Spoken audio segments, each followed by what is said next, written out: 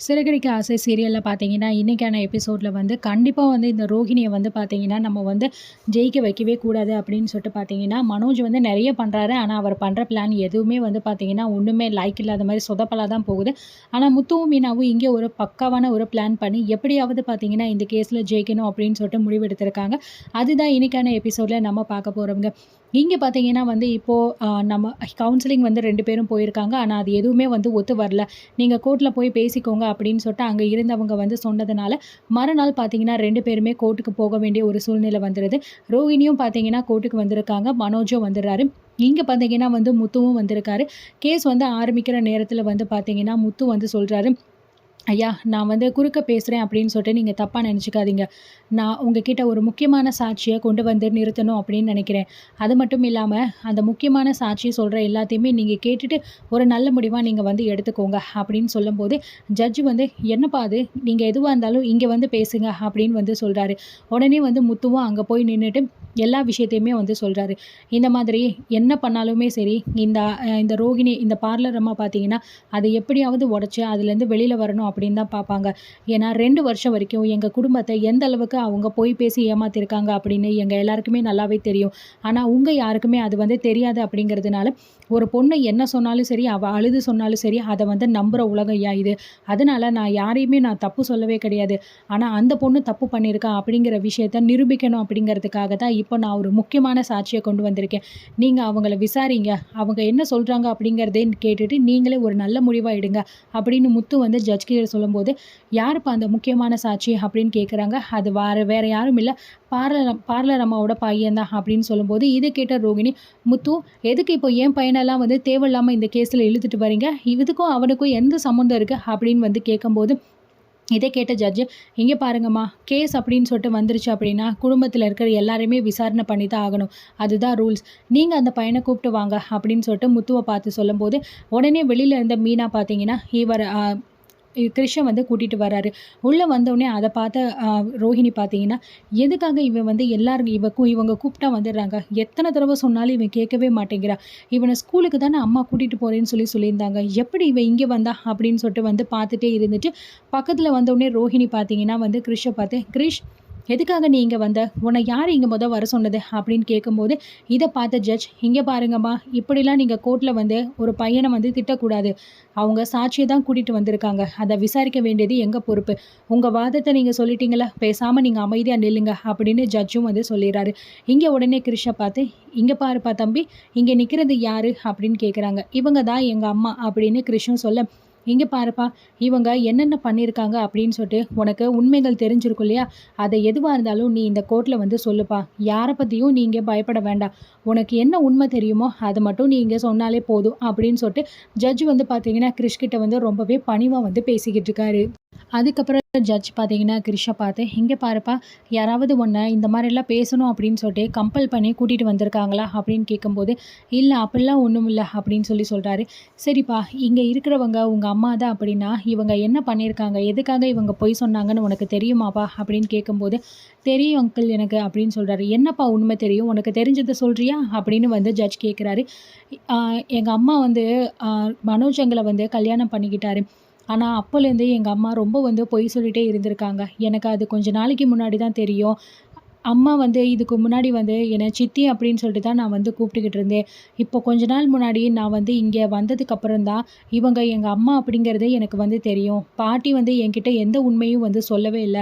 நானுமே வந்து இவங்கள சித்தி அப்படின்னு சொல்லிட்டு தான் வந்து கூப்பிட்டுக்கிட்டு இருந்தேன்." அப்படிங்கிற மாரி சொல்லும்போது, "பார்த்தீங்களா சார், நீங்களே ஒரு அம்மாவே வந்து தன்னை சித்தி தான் அப்படின்னு சொல்லிட்டு சொல்லி வச்சிருக்கா." அப்படின்னு சொல்லும்போது, "நீங்க இருங்க சார், நான் விசாரிச்சுக்கிட்டு இருக்கேன்ல." அப்படின்னு சொல்லிட்டு ஜட்ஜும் சொல்லிட்டு, "சரிப்பா, இன்னும் வேற என்னென்ன தெரியும்?" அப்படின்னு சொல்லும்போது, இங்க நிக்கிறாருல்ல, இவர் வந்து மனோஜ் டாடி அப்படின்னு சொல்லிட்டு வந்து என்ன கூப்பிட சொன்னாங்க.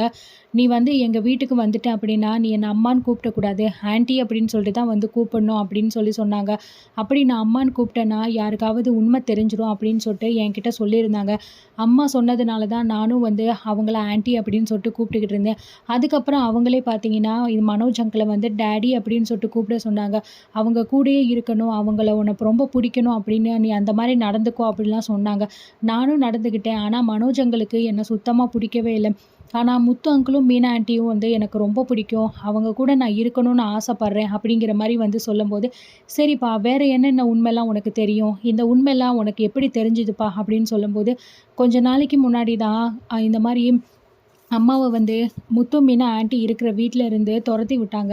அப்போ தான் வந்து அம்மா இந்த மாரி பொய் சொல்லியிருக்காங்க அப்படிங்கிற விஷயம்லாம் எனக்கு தெரிஞ்சுச்சு. ஆனா இதுக்கு முன்னாடியே மீனா ஆன்ட்டிக்கு இந்த விஷயம்லாம் தெரியும். ஆனா அவங்க வந்து வீட்ல யார்கிட்டயுமே சொல்லாம இருந்தாங்க எங்களுக்காக. இப்போ வந்து பார்த்தீங்க அப்பன்னா, அது எல்லாமே தெரிஞ்சதுனால அம்மாவ வந்து வேண்டாம் அப்படின்னு வெளிய தொரத்தி விட்டாங்க அப்படிங்கிற மாரி கிரிஷும் வந்து சொல்றாரு. அது மட்டும் இல்லாம வந்து கொஞ்ச நாளைக்கு முன்னாடி மனோஜ் இந்த மாரி ஒரு மனோஜ வந்து ரோகிணி இந்த மாரி ஒரு ஹோட்டலுக்கு வர வச்சு, போலியா பார்த்தீங்கன்னா சைன் வாங்கணும்னு நெனச்ச விஷயம் எல்லாத்தையுமே வந்து கிரிஷ் வந்து ஜட்ஜ் கிட்ட வந்து சொல்லிடுறாங்க. இது எல்லாத்தையுமே கேட்ட ஜட்ஜ் வந்து, "இங்க பாருங்கம்மா, நீங்க என்ன பண்ணி வச்சிருக்கீங்க அப்படின்னு உங்களுக்கு நல்லா தெரியுதா? நீங்க வந்து பொய் சொல்லி மத்தவங்கள ஏமாத்தலாம், இந்த கோர்ட்ட ஏமாத்தலாம். ஆனா எல்லாரையுமே வந்து நீங்க வந்து சமாளிச்ச உங்க பையன உங்களால சமாளிக்க முடியல பார்த்தீங்களா? இன்னைக்கு ஒரு சின்ன பையன் வந்து இந்த மாரி ஒரு சாட்சி சொல்ற நிலைமைக்கு நீங்க கொண்டு வந்துட்டீங்க. நீங்க சொன்ன பொய் எல்லாமே வந்து பார்த்தீங்கன்னா, இப்போ எதனால உங்களுக்கு இது வெளிய தெரிய வந்திருக்கு அப்படிங்கிறத நல்லா பார்த்துக்கோங்க. இது போல தப்பெல்லாம் வந்து இன்னமும் வந்து இந்த ஊர்ல வந்து நெறைய பேர் பண்ணிட்டு தான் இருக்காங்க அப்படிங்கிற மாரி சொல்லும்போது, உடனே ரோகிணி பார்த்தீங்கன்னா வந்து கிரிஷே வந்து பார்த்துக்கிட்டு இருக்காங்க. கிரிஷும் பார்த்தீங்கன்னா, "அம்மா நீங்க இப்படிலாம் வந்து பண்ணாதீங்கம்மா. நீங்க பண்றது எனக்கு புடிக்கல. எனக்கு முத்து ஆன்ட்டியையும் முத்து அங்கிளையும், மீனா ஆன்ட்டியையும் தான் ரொம்ப புடிச்சிருக்கு. அவங்க கூட தான் நான் இருக்கணும்னு நெனைக்கிறேன். எனக்கு இப்போலாம் உன் கூட இருக்கிறதுக்கே புடிக்கலம்மா." அப்படிங்கிற மாரி கிரிஷும் வந்து சொல்லும்போது, உடனே ஜட்ஜு, "இங்க பாருப்பா தம்பி, நீ பேசிட்டல்ல, சரி இப்போ நீ வெளியில போ. அம்மாவ அதுக்கப்புறம் நான் அனுப்பி வைக்கிறேன்." அப்படிங்கிற மாரி வந்து சொல்லிட்டு, கிரிஷ பார்த்தீங்கன்னா வெளிய அனுப்பி வச்சுடுறாங்க. இதுக்கப்புறம் கிரிஷ் வந்து வெளியில போனதுக்கப்புறம் பார்த்தீங்கன்னா, ஜட்ஜ் வந்து சொல்றாரு, "இங்க பாருங்க ரோகிணி, நீங்க வந்து அளவுக்கு மீறி வந்து பொய் சொல்லி ஒரு குடும்பத்த வந்து ஏமாத்திருக்கீங்க. இதுக்கான தண்டனை கண்டிப்பா நீங்க அனுபவிச்சு தான் வந்து ஆகணும். அது மட்டும் இல்லாம ஒரு சின்ன பையன வந்து இந்த மாரிலாம் நீங்க பேச வச்சிருக்கீங்க." அப்படின்னு சொல்லும்போது, "சார் என் சின்ன பையன் வந்து சொல்றது அப்படிங்கிறதெல்லாம் எப்படி நீங்க சாட்சியா எடுத்துக்கலாம்? அவங்க ஏதோ பிளான் பண்ணி வந்து கிரிஷ வந்து இப்படி பேசி தான் வந்து அவங்க கூட்டிட்டு வந்திருக்காங்க." அப்படின்னு சொல்லும்போது, "இங்க பாருங்கம்மா, அந்த பையன் ரொம்ப தெளிவா தான் பேசுறான். யாருக்குமே பயந்தோ எதுவுமே வந்து பேசுற மாரி தெரியல. நீங்க பொய் பேசியிருக்கீங்க அப்படிங்கிறத ஒத்துக்கோங்க." அப்படிங்கிற மாரி சொல்லும்போது, "சார் இல்ல சார் அது வந்து" அப்படின்னு சொல்லும்போது, இங்க மனோஜ், "சார் தயவு செஞ்சு இவ சொல்றது எல்லாமே நம்பாதீங்க. இவ இன்னும் வரைக்கும் ட்ராமா பண்ணி எப்படியாவது இந்த கேஸ்லேருந்து தப்பிக்கணும். டைவர்ஸ் கிடைக்கவே கூடாது அப்படின்னு சொல்லிட்டு தான் வந்து நெனச்சுக்கிட்டு இருக்கா. இவ நெனைக்கிறதெல்லாம் நீங்க எப்பயுமே வந்து நம்பாதீங்க சார். சரியான ஃப்ராடு சார் இவ." அப்படின்னு சொல்லும்போது, "மனோஜ் நீங்க கொஞ்சம் அமைதியா இருங்க. நான் பேசிக்கிட்டு இருக்கேன்ல." அப்படிங்கிற மாரி ஜட்ஜும் வந்து சொல்றாங்க. இங்க இந்த பக்கம் பார்த்தீங்கன்னா, மனோஜோட வக்கீலும், "சார் நீங்க இங்க நடந்தது எல்லாத்தையுமே நல்லாவே பார்த்துருப்பீங்க. இந்த பொண்ணு இந்த குடும்பத்த எந்த அளவுக்கு வந்து ஏமாத்தியிருக்கா அப்படிங்கிறது உங்களுக்கு நல்லாவே தெரிஞ்சிருக்கும். சமூகத்தில வந்து இந்த மாதிரியான பெண்கள் வந்து இருக்கிறதுனால மட்டும் தான் நெறைய பெண்களுக்கு வந்து தப்பான உதாரணமா வந்து இருக்கு. அதனால கண்டிப்பா வந்து இவங்க 2 பேரும் இதுக்கப்புறமே சேர்ந்து வாழ்ற மாரி இல்ல. கவுன்சிலிங்கும் போயாச்சு. அப்பயுமே வந்து 2 பேருக்குமே வந்து விருப்பம் இல்ல அப்படிங்கிற மாரி முடிவாயிருச்சு. அதனால பார்த்தீங்கன்னா வந்து மனோஜ் இதுக்கப்புறம் வந்து இந்த பொண்ணு கூட சேர்ந்து வாழ விரும்பவே இல்ல. நீங்க டைவர்ஸ் குடுக்குறது தான் சார் நல்லது." அப்படிங்கிற மாரி வந்து இங்க மனோஜோட வக்கீலும் வந்து சொல்லிறாரு. இத கேட்ட நீதிபதி பார்த்தீங்கன்னா, கொஞ்ச நேரம் யோசிச்சுட்டு அதுக்கப்புறம் பார்த்தீங்கன்னா, "இப்போ நான் வந்து பார்த்தீங்கன்னா, இந்த வழக்குக்கு வந்து ஒரு தீர்வு சொல்றேன். ரோகிணி மாதிரியான பெண்கள் வந்து கண்டிப்பா இந்த சமூகத்தில வந்து இருக்கவே கூடாது. இது ரொம்பவே தப்பான ஒரு உதாரணம். இவ்ளோ நாள் வரைக்கும் நீங்க எவ்வளவோ பொய் சொல்லி இந்த குடும்பத்த ஏமாத்திருக்கீங்க. அவங்க நெனச்சிருந்தாங்க அப்படின்னா, உங்க மேல கேஸ் போட்டுட்டு எப்பயோ உங்கள வந்து ஜெயில்ல அனுப்பியிருக்கலாம். ஆனா அவங்க அது எதையுமே வந்து பண்ணல." அப்படின்னு சொல்லிட்டு, "எதுக்காகப்பா நீங்க இப்படி பண்ணல?" அப்படின்னு சொல்லிட்டு பார்த்தீங்கன்னா வந்து இவங்கள பார்த்து கேட்கும்போது, முத்து வந்து அதுக்கு பதில் சொல்றாரு. "சார் நாங்க பண்ணணும்னு நெனச்சிருந்தா எப்பயோ பண்ணியிருக்கோம். ஆனா நாங்க நெனச்ச நாங்க இப்படி பண்ணாம இருக்கிறதுக்கு ஒரே காரணம் வந்து அந்த பையன் கிரிஷ் தான் சார். அவனோட முகத்துக்காக தான் நாங்க எதுவுமே வந்து பண்ணல. நாங்க பண்ற இந்த விஷயத்தினால அவனோட வாழ்க்கை ஏதாவது பாதிக்கப்பட்டுருமோ அப்படிங்கிறத மனசுல வச்சு தான் இது பண்ணல." அப்படின்னு சொல்லும்போது, "பார்த்தீங்களா உங்களோட பையனோட நலனுக்காக அவங்க யோசிச்சிருக்காங்க. ஆனா நீங்க எத பத்தியும் கவலைப்படாம, உங்களுக்கு என்ன தேவையோ அதுக்காக மட்டும் நீங்க இவ்ளோ பொய் சொல்லியிருக்கீங்க. இதுக்கப்புறமும் பார்த்தீங்கன்னா, நீங்க அவங்க கூட சேர்ந்து வாழ்றது சரி இருக்காது. உங்க 2 பேருக்குமே நான் டைவர்ஸ் குடுக்குறேன்." அப்படிங்கிற மாரி நீதிபதி சொன்ன உடனே அத கேட்ட எல்லாருமே ரொம்ப சந்தோஷமாகுறாங்க.